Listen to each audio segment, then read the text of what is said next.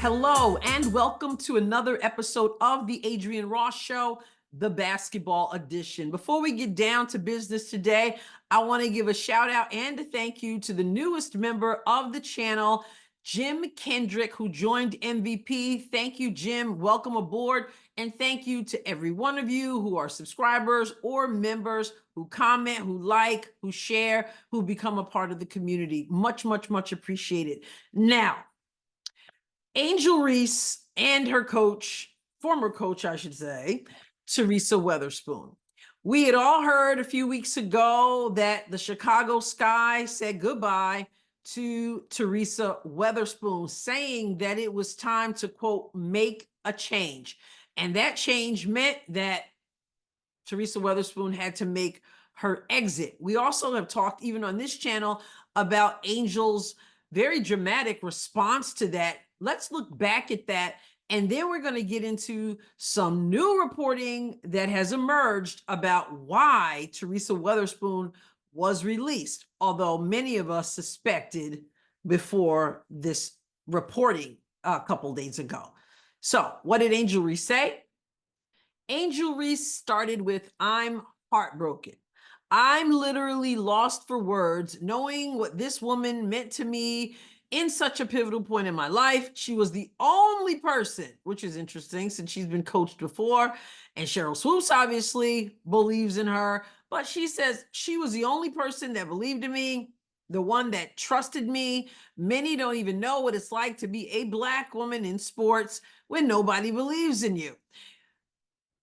You had a tough job. All the crazy circumstances that we went through this year, and when your back was against the wall, you always believed. I came to Chicago because of you, which was interesting because she was drafted, but maybe she means that it was Teresa Weatherspoon who wanted to bring her to Chicago. "You were an unsung hero in my life. We built a relationship in a short amount of time that will last forever. I'll never question God, why he brings people in my life and takes them away from me in the capacity that I need them. But I've always believed everyone is in your life for a reason and a season. You were the best reason and season. You didn't deserve this, but I can't thank you enough. I love you, Teaspoon." Now, I don't doubt she is correct when she says all the crazy circumstances that went on through this year.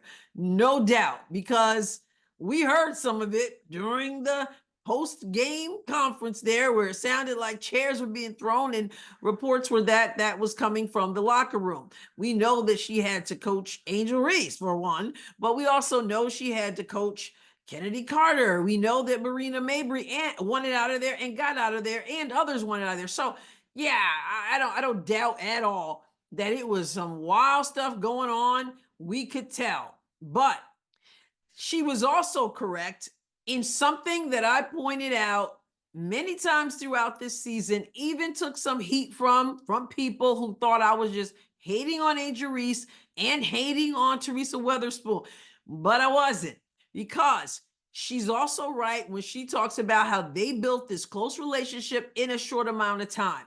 And unfortunately, it seems like, according to some new reports, that that relationship cost her her job.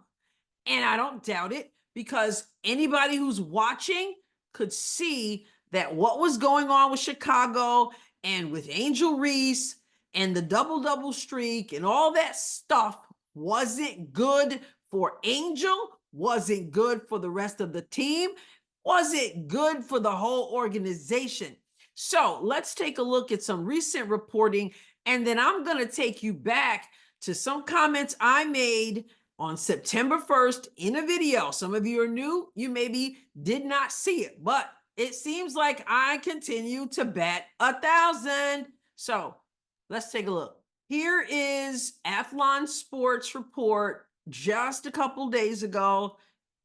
Reports, Angel Reese, Chicago Sky had major culture issue under fired head coach. That, of course, is Teresa Weatherspoon. First-year coach criticized for tailoring game plan to benefit Reese.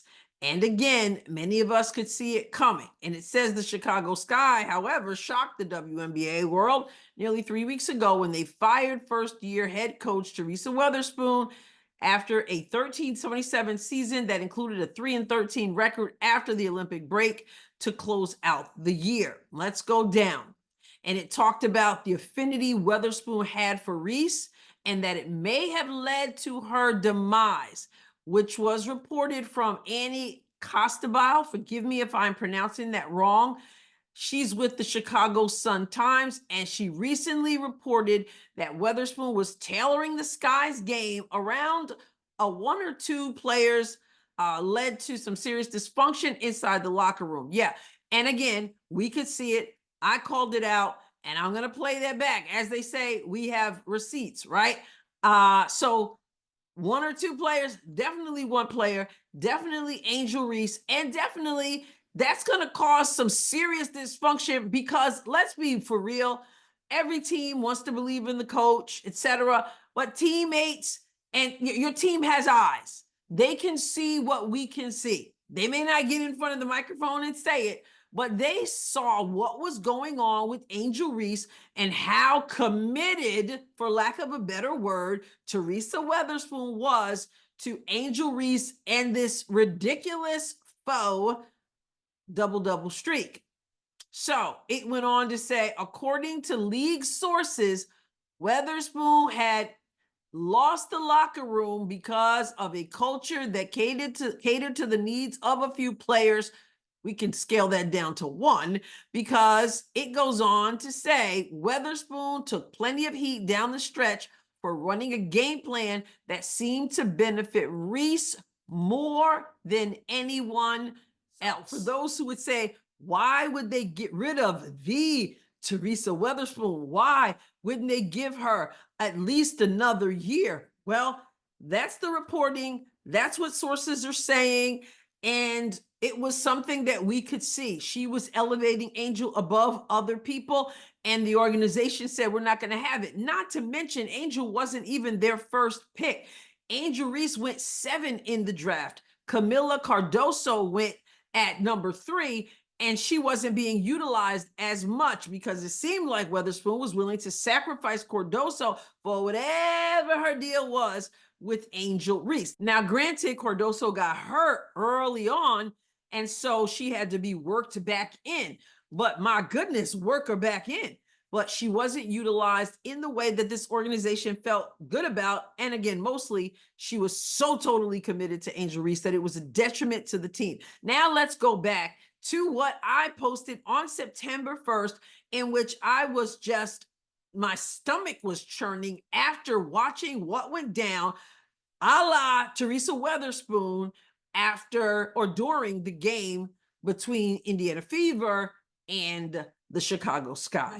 And then now they could breathe and say, she's still in the running for Rookie of the Year because she got the double-double, even though she had 10 and 10. It's laughable.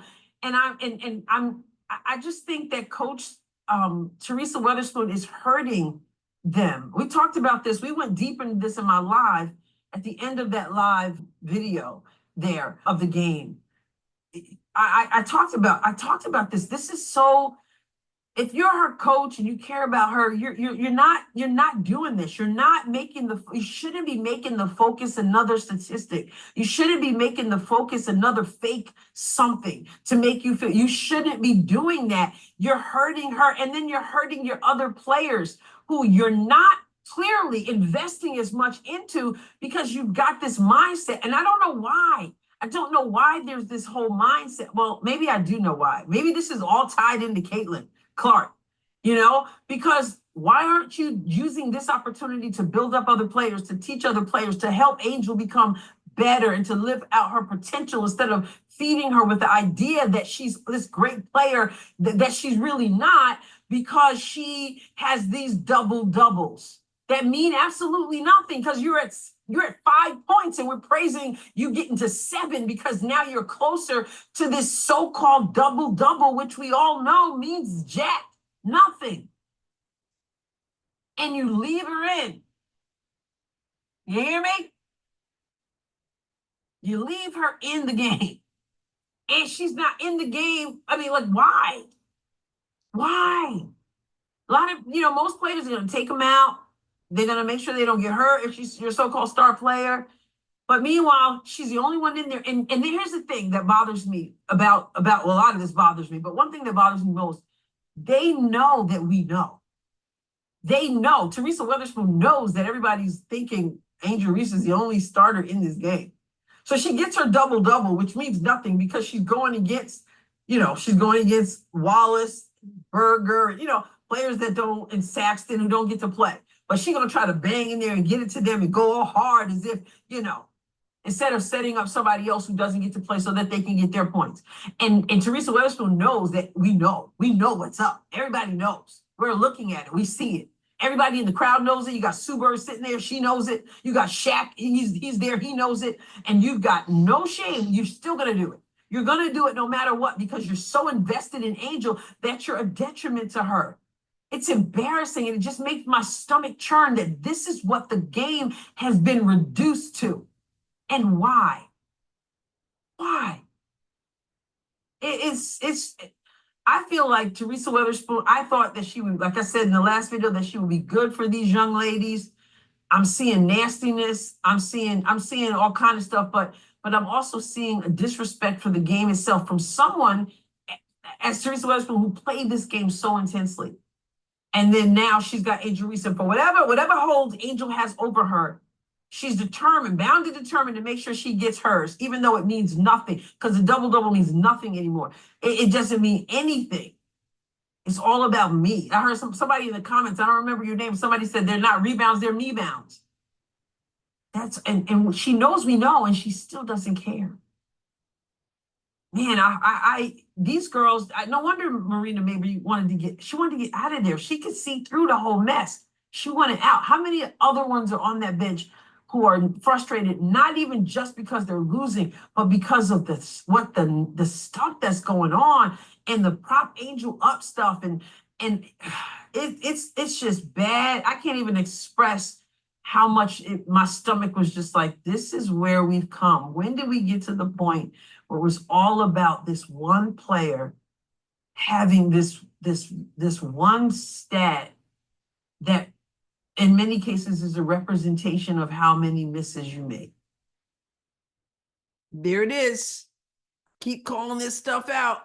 I take the heat from some people who say you're just hating on Angel. You're just misrepresenting Coach Teresa Weatherspoon. Don't you know how wonderful she is? And don't you know? Listen, everybody knew or should have known what was going on. And I do believe I hit the nail on the head even then when I said I believe it had to do with Caitlin Clark.